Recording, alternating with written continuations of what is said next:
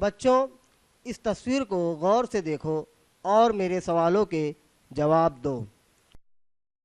लड़की की माँ क्या कर रही है? जी हाँ, लड़की की माँ बर्तन धो रही है। लड़की कहाँ खड़ी है?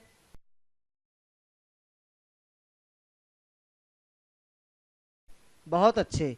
लड़की माँ के पास खड़ी है। लड़का पानी में क्या कर रहा है?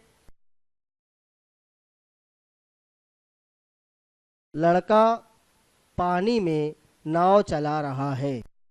इस तस्वीर में कौन कौन से जानवर नजर आ रहे हैं?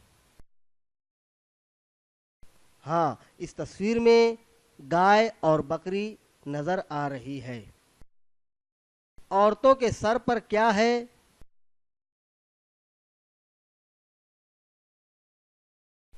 शाबाश। औरतों के सर पर पानी की मटकियां है।